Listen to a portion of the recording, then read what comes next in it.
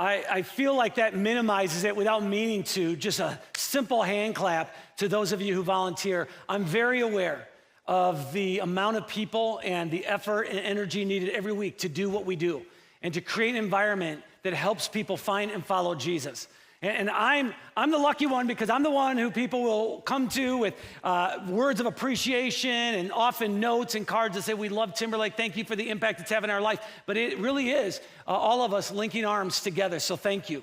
Last week we kicked off a teaching series called Happily Even After, and we're doing this series because I want you to know it's possible to be happy even after the I do's. And after the mortgage payments, and the in-laws and the job changes and the chaos of life. And to be clear, happiness is not the goal of marriage, but we all want healthy and secure relationships, and that's gonna lead to a happy relationship. Now, if you are single, whether it is by circumstance or by choice, I promise you the principles we're talking about, if you just extrapolate them towards your coworkers or towards the friends in your life or different family members, I promise you they work. So you don't need to check out, even though we do a series on occasion that zeroes in on marriage, I promise you all of us can benefit. Now, I've got a question, and I need you to be loud and proud if you fit in this category. How many of you, like me, you grew up in the 1980s? Yeah, there we are. There's my people, man. All of us, when we look back to the time period that we grew up in, it feels nostalgic, right? It feels like, man, if I could go back, that would be so fun and exciting. And the 80s, for those of you who did not grow up in them and for maybe who weren't even around, they were awesome and awful at the same time, right? There were side ponytails, there were jelly bracelets, there were pop collars, there were fanny packs, which are making their way again, right? It was just a big vibe we were putting out. I found some pictures of me from the 1980s, and here's what I look like in the 80s, and I just want you to notice the bright colors, right? The oversized shirts. This is what defined the 80s. And then we had our lunch boxes. The other day I saw that my son was using this as their lunchbox. I'm like, what is that? Right, it's this soft thing, you just put food in, and I'm like, dude, that has nothing on the 80s. We had our metal lunchboxes, ladies and gentlemen. Dude, and if someone was like bullying you, this was your weapon. Get away from me. Right, it was incredible, and they all had different themes and different characters on them. It was just so fun, and you'll remember for those that had these, they had a thermos inside, and your mom would either put Kool-Aid with way too much sugar in it, or would put chicken noodle soup, depending on how she was feeling for the day, right? And the movies of the 80s were incredible, right? Back to the Future, E.T., Empire Strikes Back, there was Ghostbusters, one of the biggest hits, Karate Kid, Wax On, Wax Off. Yeah, every kid, man, would just stand around. It was incredible. And of course, we had Michael Jackson and Madonna and U2 and Bryan Adams and Bon Jovi, right? She says we got to hold on to what we got because it doesn't make a difference if we make it or not. We got each other, and that's a lot for love. We'll give it a shot. Oh, some of you very bold. You did it, man. Whoa, we're halfway there, right? We're living on a, ooh, you're going to bust out. I like it. Living on a prayer. Take my hand and we'll make it, I swear. Living on a prayer, yeah. So that was fun. And then there were video game systems that really became popular. In the 1970s, there were some systems that just came out, but video games in the 80s were huge. We had Atari. Woo! And it didn't have the 15 or 20 buttons that every controller now has. It had one red button, right? And then that was replaced by Nintendo, which was incredible. We had more buttons. It was getting more confusing. And everybody who had Nintendo knows this. If the game stopped working, what did you have to do? It was such a good hack. And Nintendo came out, true story, Nintendo came out and actually said, you don't need to blow on the games for them to work. And we're like, you're lying. Yes, you do. We knew it. And then relationships in the 80s. If you wanted to express your love to the significant other, you did not send them a text with emojis. You actually wrote a physical handwritten letter.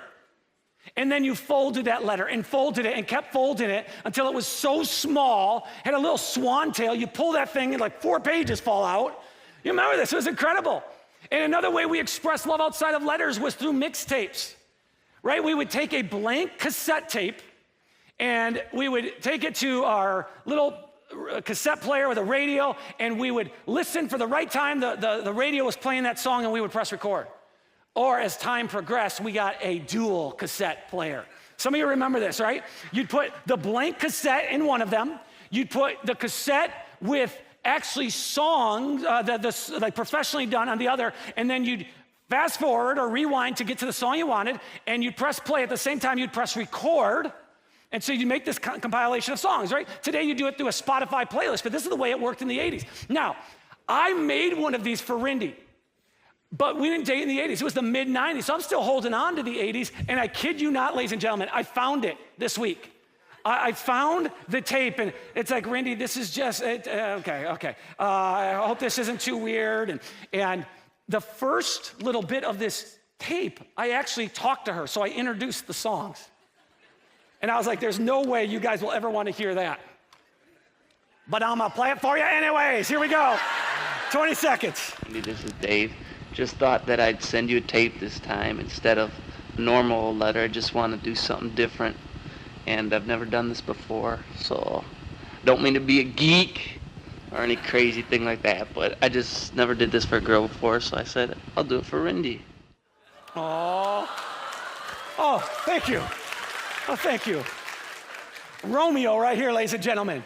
I don't mean to be a geek. Well, come on. But nobody makes mixtapes anymore because technology is advancing, culture has moved forward, and even though we want to go back at times to a specific time period or era that has this great nostalgic feel for us, we know we can't do it. Our world's constantly changing, evolving, and transforming, and we're, as human beings, being impacted because of it. So in a few months, I'll have been married for 29 years. Now, I want to point out I'm not wearing a flower tuxedo. Hey, this is literally her bouquet. We could have sold that, taken money, and fed a village for a month. That's a lot of flowers. But you can imagine being married for almost 29 years. During the course of our marriage, we've experienced a lot of changes and transitions. Our hairstyles have changed, right? Both of us have put on a little weight. We've lived in 15 different homes in 6 different states. We've had 2 biological daughters. We adopted a son. I've worked at 7 different churches. We've experienced significant loss in our life. In 2008, I lost my brother in Iraq, and then she has lost both of her parents throughout the time that we've been married. And it is the transitions that we experience in life, whether they're little everyday changes or major life events, that just chiseled away at us without us realizing it and cause us to evolve. And what happens over time, just very slowly, is we change. Our beliefs change, our worldviews change, our attitude changes. Sometimes a big event can even change our temperament or our personality.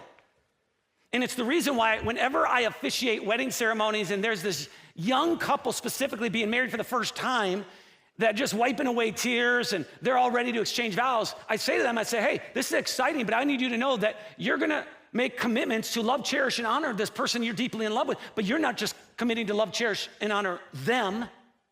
You're committing to love, cherish, and honor every version of them that they become. And if you're married for several decades, it's very likely you're gonna feel like you're married to 7 or 8 different spouses. I mean, that's just the way that marriage works, right? And so, for example, in my house, after we started having kids, my wife was a stay-at-home mom, but she ran a daycare out of our home. And then after 10 years, she's like, done, no more in-home daycare. And so now what she does is she's a caregiver for older adults. Early on in our marriage, we lived relatively close to both of our families. And so holidays were easy. We'd spend half the holidays here, half the holidays there. But then we moved a couple states away. And holidays look very, very different. There was a long period of our marriage where everything revolved around the kids. We rarely had a date night. We never did a vacation with just the 2 of us. But as they got older, that's changed. And so what happens is it's these little things in marriage that often causes transition or change that you don't even realize is impacting you. And sometimes it's not slowly over time. Sometimes it's like overnight, it feels like there's changes happening. Right? Every so often I'll walk by my wife and give her a little love tap. She'll be like, ooh, I like that, do that again. Right? But a couple days later, I give her a love tap and she's like, get away from me, you pervert. Give me some space. What are you doing, right? It's like, it's just trying to figure each other out. And so as humans, we're constantly changing and evolving, which is why it's important for us to remember that learning to love our spouse is a lifelong journey. Learning to love our spouse is a lifelong journey. It's a lifelong journey because we're constantly changing and evolving. But the key phrase here is learning to love. Love is something we learn. From the moment we're born into this world, our idea of what love looks like is being shaped and formed, right? As just children, we have a concept of love that's given to us by our parents and adults in our life and how they communicate, how they model affection for the good or bad. We learn about love from fairy tales and cartoons. As we get older, we might learn about it from a romance novel or from a love song or social media or movies or TV shows. And no matter what culture or historical era we're talking about, our concept of love is modeled by our environment. And so 2,000 years ago, people living in the ancient city of Corinth were being shaped by Greek culture. Now, Corinth was a major port city, right? It was known for arts and entertainment. It was a city that tourists would show up to, very much like Seattle, except ancient Corinth had 17 less inches of rain every year, right? That is a fact. And Corinth was home to the temple of Aphrodite, which was on a large hill overlooking the city. And Aphrodite was the goddess of love associated with beauty and fertility and sexual attraction. And the city of Corinth had a reputation for sexual indulgence. So we know that our culture is very sexualized, but ancient Corinth was our culture on steroids, with sailors and traders and tourists coming to the city of Corinth. There was high demand for prostitution and for brothels. And the vast majority of prostitutes were individuals who had been forced into it. So sex slavery was acceptable as part of the culture. Well, the Apostle Paul starts a church in Corinth. It's the very first church that Corinth ever had. And as you can imagine, someone would surrender their life to Jesus. But if they grew up in Corinth, they are bringing with them a whole lot of baggage and regrets and sexual hurts with them. And so a few years after Paul started this church, he writes a letter to these new followers of Jesus, and he says, hey, I know that your concept of love is mainly this erotic love and sexual love, and it's love with prostitutes, and they were in a culture that had different words for love, and so what he does is he focuses them on agape love, the kind of love that God shows for us. It's a very selfless type of love, and he says, I know that you're obsessed with this kind of love, but he asks this question, don't you realize that your body is the temple of the Holy Spirit who lives in you and was given to you by God? You do not belong to yourself, for God bought you with a high price, so you must honor God with your body. Paul reframes their understanding of love. See, if I were to ask you, where do you think God dwells? Like when you think of a sacred space, where is it? We're going to think of temples. We're going to think of cathedrals. We're going to think of places where there would be reverence shown on a regular basis. And Paul would say, no, you're the sacred place God dwells. His spirit is alive inside of you. And so practically speaking, what Paul's wanting his readers to understand is since God's spirit dwells inside of you, you should be reflecting God everywhere you go in all of your relationships. But in the context of our talk today, you should be reflecting it in marriage. And we need to be reminded of this over and over. This should be an ongoing reminder because we've been brainwashed to believe that love is transactional. It's about pleasure. It's about personal gain. I mean, in every aspect of culture, it's just obvious that love is about what we can get from someone rather than what we can give. Right now, The Bachelor is currently in its 29th season. Now, even for those of you who you'd say, I've never seen The Bachelor, liar, here's the deal. You know what it's about. You know that there's one dude, he's chiseled, he's good looking, right? He's surrounded by 20, 25, maybe 30 beautiful women. There's swimming pools and hot tubs. There's exotic locations that they go to for dates. They get in a helicopter, they fly to the glacier. U2 is there playing songs. There's lighting and music. I could fall in love with my sister in that environment. That's a fact. And the reason why is because for 10 weeks, producers worked hard to create an environment that manipulated the emotions and caused everyone to think about themselves and what they could get. And it's why there's so much drama and fighting on it. And for most of us, for most of our lives, we're inundated with distorted and very flawed expressions of love. And it's possible as an individual, that is your specific story growing up in the home you grew up in. Like the picture of love that your parents handed you was distant and conditional and maybe painful. It's possible that the picture you had when you got married, based on what you had seen in your adolescent years, was a picture marked by conflict and betrayal and disconnect. Or maybe you had a fine picture of love that was given to you, but your own experiences, your own dating years have been defined by lust and indulgence and out of control desires. I need you to understand that if that has been your experience and that has been your past, it does not have to be your future. Because that's what Paul's telling his readers. It's like, hey, I understand. You grew up in that culture. I understand that this is how your mind thinks and this is what you've experienced. This doesn't have to be your future. A few times a year, I tell the story of my father. And I tell it because I know so many people can relate. So my dad grew up in a large family. There were 11 kids. His mom, great woman, loved Jesus. His dad was a decent guy, but he was an alcoholic. And when he would drink, he'd become very toxic and abusive, and that, of course, impacted the family. Eventually, the family imploded. My dad, along with some of his siblings, at a season where they were in foster care. And then my dad's in his early 20s, and he gets married. And a few years after being married, they start having children. And my dad, as they start having children, starts to realize, like, some of the unhealthy behaviors that I saw in my father, I'm seeing in myself. I'm passing this down. But I want to change the course of my family tree. I want something different for my kids. And by God's grace, he had people in his life who said, hey, you should try out God. You should go to church. You should get religion, all the things that they'll say. But he had enough people say it that he showed up to an environment like this. And he just started to listen. And he's in his early 20s. He doesn't know much about God or how this whole thing works. But over time, he started connecting the dots. And there came a day where he just surrendered his life to Jesus.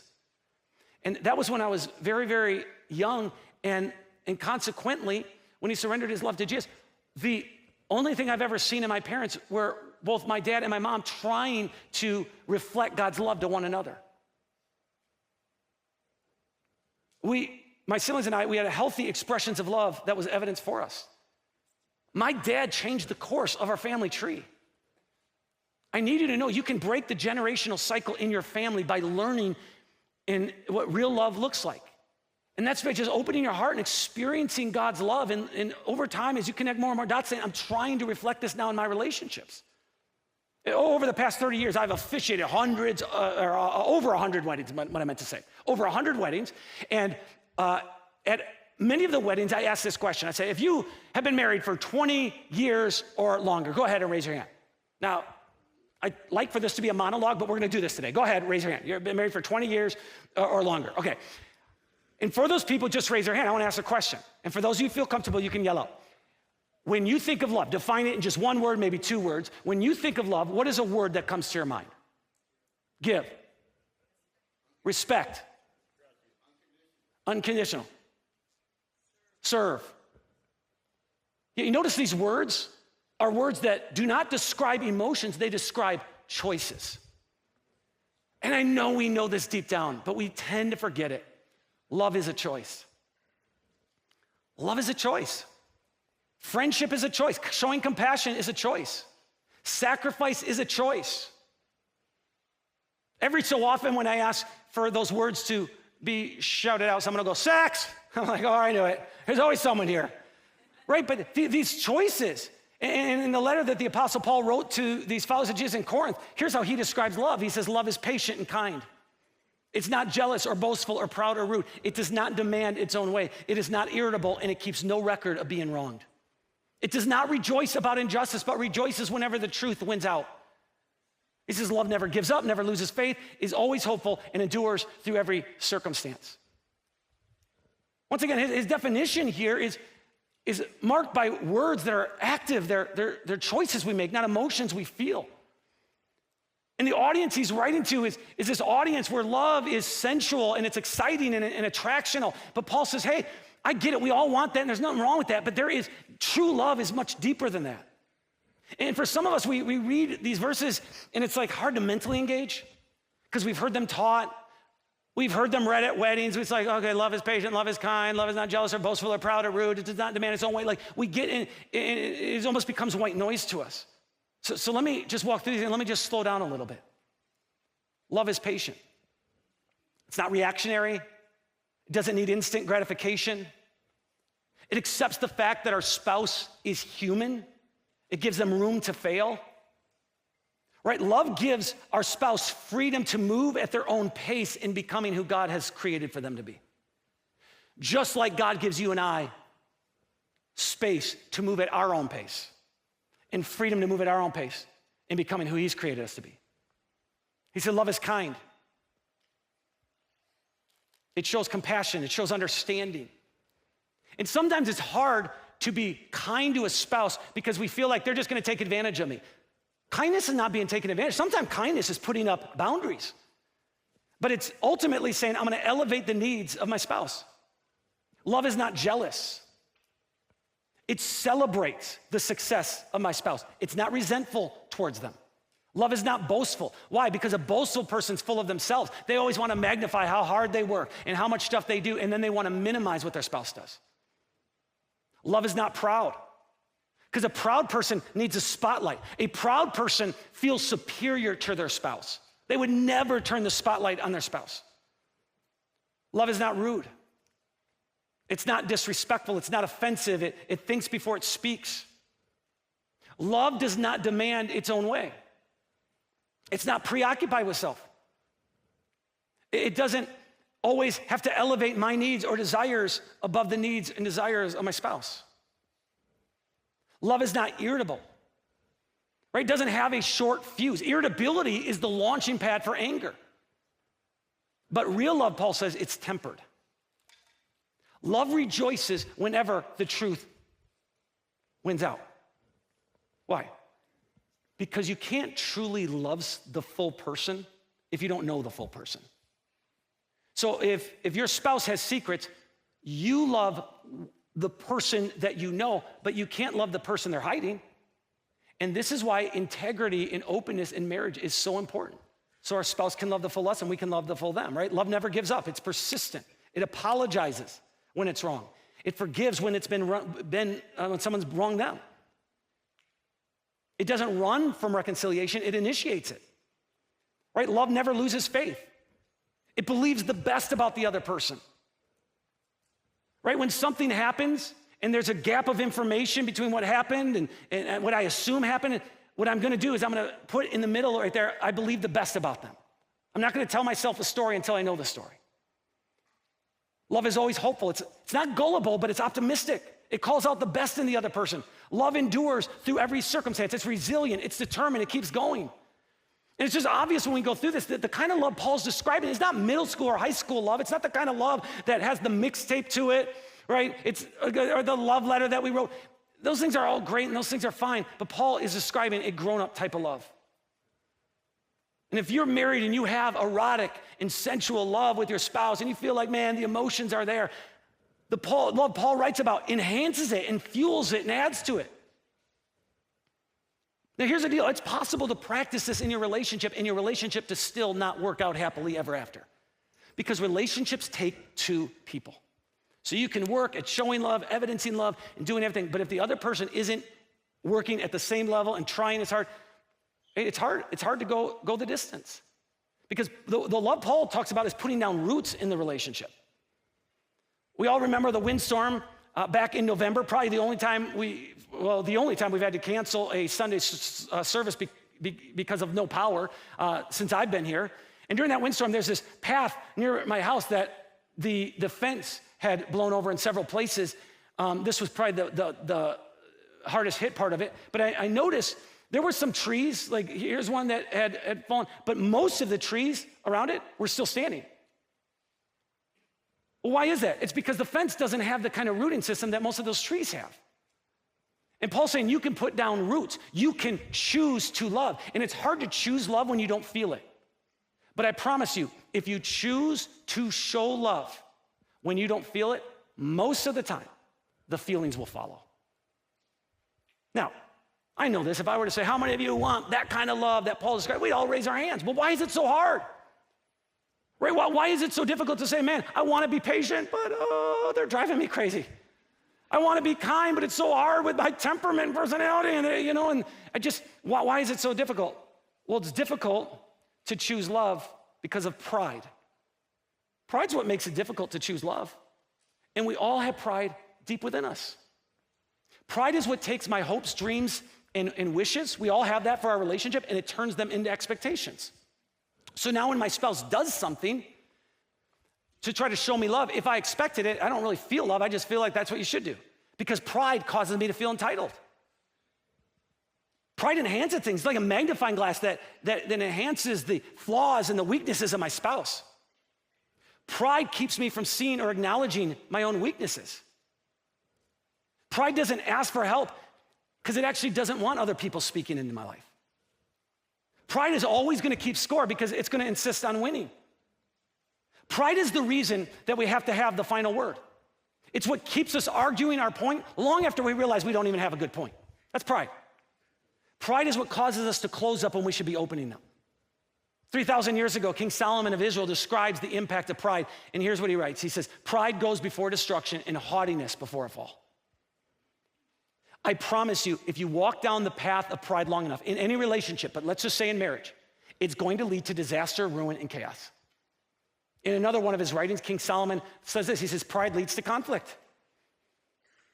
It leads to conflict because it blinds us to the thoughts, opinions, perspectives, and pain and feelings and need of the other person. And there's a lot of conflict in relationships. Why? Because there's pride, and pride causes us to feel self-centered. Now, there's been lots of studies done on conflict in marriage. Dr. John Gottman, who lives in the area and studies marriages all the time, he says that out of these studies, it's just a reality of life that he can tell you 70% of the conflicts in our marriage are never going to go away. They're perpetual. That is not good news for any of us, right? He said they're perpetual because they're based on the differences of personality and your temperaments and just kind of how you're wired. And so if you didn't know this, for those of you who are dating or engaged right now, or newlyweds, when you get married, you are welcoming into your life a whole new set of problems. You think you have problems as a single person? Woo! You're just doubling up, tripling up. That's just a reality. And most of the problems are just tensions, right? You're a morning person, they're a night owl. One of you loves to spend money, the other's a tightwad.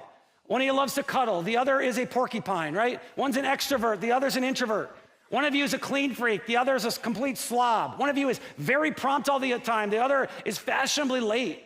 One of you likes to watch romantic comedies, the other likes to watch good movies, right? There are just differences in human beings, and here's the deal. 70% of our conflict, our tension, they don't have to turn into conflict, but the reason so many tensions turn into conflict is because we have pride. And it's hard to live with just understanding one another. And it's easy to justify pride because like, this is how I'm wired. This is my personality. I'm just intense, right? I'm stubborn. And we kind of laugh it off. Right, for me, one of the things that I've struggled with a lot in our marriage is apologizing. And it's not because I'm not willing to apologize. It's just, for me to apologize, I have to feel like I did something wrong. And I'm like, I just don't think I did wrong. I'm sorry, right? And so I've had to work on that to open my eyes because pride keeps me from seeing my weaknesses. And ultimately, pride will destroy any relationship. It will destroy friendships. But it doesn't have to be that way. We can have healthy and secure relationships. We can be happy. And the secret to a happy marriage is humility. It sounds very simple, but we know it's not. It's complex. It's challenging. But humility is this posture of the heart. It says, I know that I don't know everything. I don't have to be right all the time. I know I like to talk, and I'm going to try to slow down. I want to be at least willing to listen. And we may not agree, but at least I want to be able to say, I can understand why you think that way. I love how the British author and theologian C.S. Lewis describes it. He says, humility is not thinking less of yourself. It's just thinking of yourself less. It's saying, I don't have to be self-centered and everything about me. Humility is often just having the willingness to lose when you want to win. Right? Because in marriage, conflicts like this tug of war, and we're just always, trying to get our way in different things. And in most marriages, not all, but most marriages have someone who's more compliant. And it won't shock you. In my marriage, that's my wife. Right? She's just more compliant. So most of the time, she's like, it's not that big of a deal, or let's just go there if that's where you want to go for dinner, or if this is what you want to do, let's just do this. She's very, very compliant. So let me talk to those of you who are like me. Right? I understand. Letting go of our side of the rope. Right? If there's a tug of war and just letting go, it feels like we're losing. Letting go of our side of the rope feels like, Well, then I'm just basically saying I don't care and I don't have an opinion. And I have a lot of opinions. So I'm not letting go of this thing. But that's not what it is. Letting go of our side of the rope says, I just don't have to win. Humility says, I don't have to be right all the time. Humility says, I don't have to keep score. Humility says, I'm gonna do my best to treat my wife with respect or my husband with respect. Humility says, even though I don't feel it, I'm trying to see where I'm wrong in this so I can apologize. Humility makes me less demanding. In another one of his first century letters, the Apostle Paul writes this. He says, don't be selfish. Don't try to impress others. Be humble, thinking of others as better than yourselves. Don't look out only for your own interest, but take an interest in others too. Now, I love this. Paul isn't saying that your husband or your wife has more value than you, right? We all know everyone's created equal, male, female. We are created equal in the sight of God. We know that. But he says, I want you to learn how to treat the other person as though they're more valuable than you. And we all know how to do this. We've all been in environments, right? We've been to the work party. We see the boss. We don't tell the boss the same joke we were telling over here, right? We go to an event. We see a celebrity there we weren't expecting to see. And it's just like, oh, I'm going to be very careful what I say to them if I get to talk to them. We walk into a hospital room after a young lady has just given birth to her very first baby. We know how to treat who we consider at that moment to be the most important person in the room. We still have the same value, but we don't walk in and say, dude, let me tell you about my week, how rough it's been. No, we're like, dude, congratulations, right? Even at a wedding, we know the most important person is not the groom, right? The groom's kind of the sideshow. He just walks down, everybody's like, good to see you, man. But the bride, whoo, everybody stands. She's like, oh, I'm so pretty, look at me, right? It's awesome. We know how to treat people. 2 weeks ago, my wife and I had the opportunity to sit down with an A-list talent agent in Hollywood. Now, no, we are not gonna be in a Denzel movie anytime soon, right?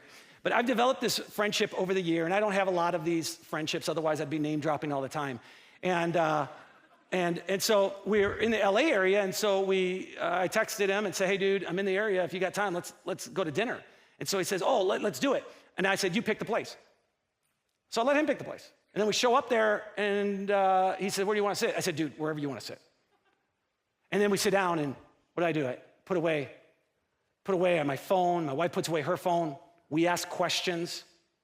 We listen way more than we talked. We laughed at every joke. As he was telling stories, we didn't interrupt, mainly because I wanted some celebrity gossip, right? He told me some things about celebrities. If I told you, you would stop liking that celebrity, right? But I would never say that story. Why? Out of respect to him. And we're done with dinner, and I texted him to thank him.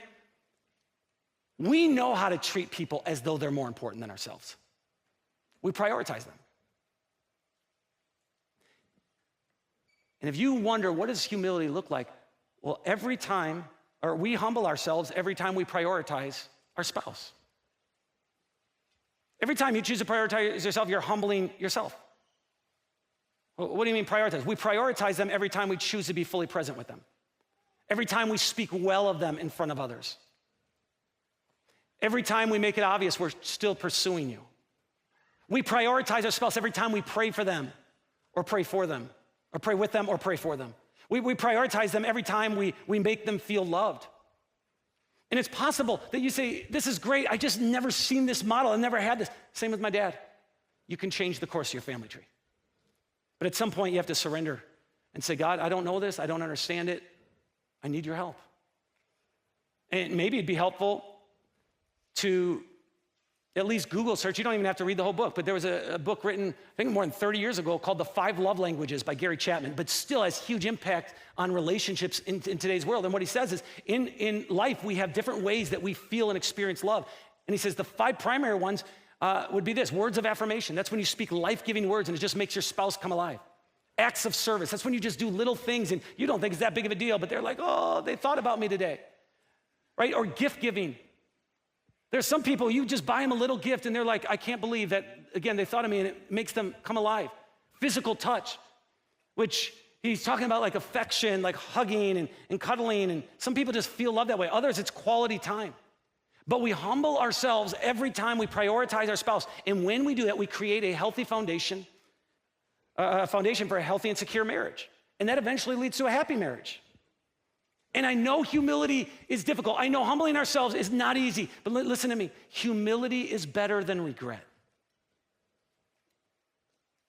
It's a lot easier to humble ourselves than to go through life with a difficult marriage. In another one of his first century letters, the Apostle Paul writes this. He says, be devoted to one another in love, honor one another above yourselves. So that's what we want to do. I'm going to close today with a story that I have told just a handful of times in very small group settings, never in a setting like this because I feel that uncomfortable telling it. I've been very open about how 2017 was a very difficult year in my marriage. I felt like I was just being crushed on every side. Our church that I was pastoring had moved 6 times in a year. We had lost hundreds of people, hundreds of thousands of dollars in giving. I didn't know if we were gonna make it. My daughter, Alyssa, is getting help for mental health at a program. She hadn't lived with us in a couple years. And then I have another daughter going through rebellious stage. It was just, I didn't feel like I was winning in any area of life. And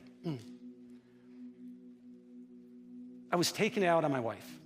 All right, so constantly criticizing, constantly pointing out all the things she was doing wrong. And my marriage was suffering in a really big way. And one Saturday evening, there's this fight and it just seems to escalate, not with violence or things like that, but it felt like, dude, are we ever gonna get past this? And my wife couldn't take it anymore. And she just says, I'm out. And she left. She went a couple blocks away to the home of our executive pastor and his wife, Justin and Lisa Matthews. This is a Saturday evening. We have church the next day. Well, she ends up staying the night at their house. She says, I just don't want to do it. Not because I'm afraid it's going to hurt me physically or anything. It's just going to be fighting all night.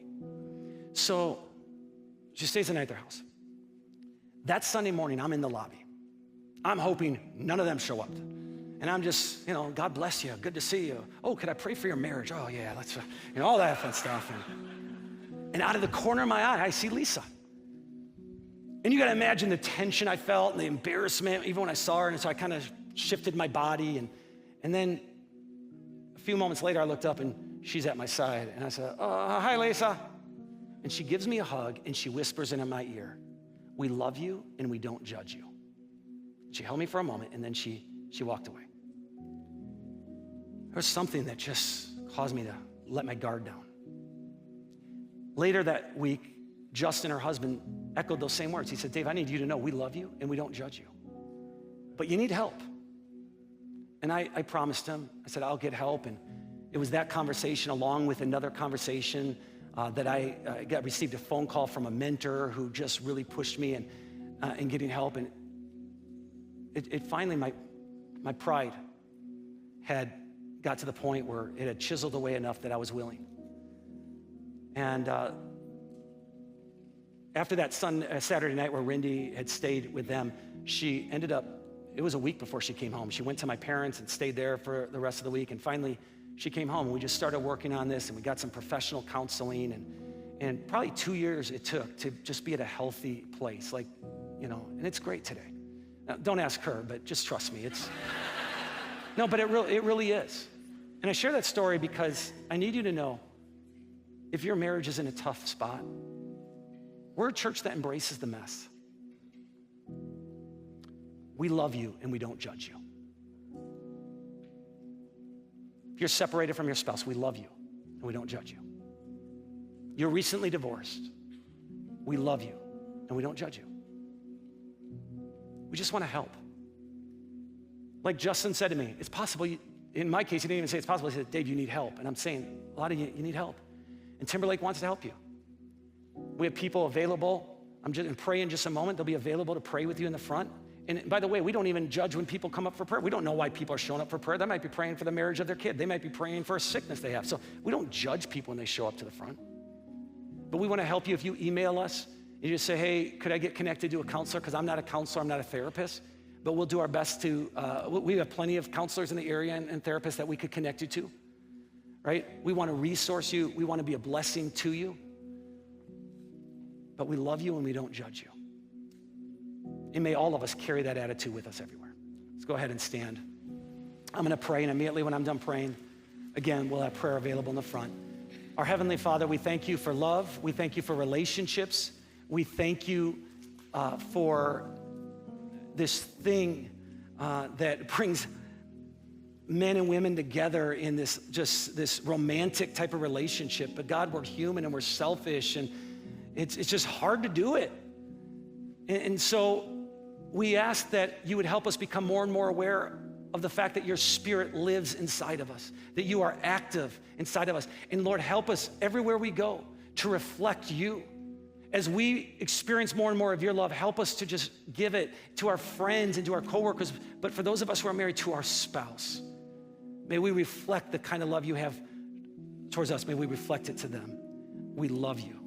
I pray a blessing on the marriages in this church. In Jesus' name, amen. Guys, thanks for being here. I love you. Have a great week.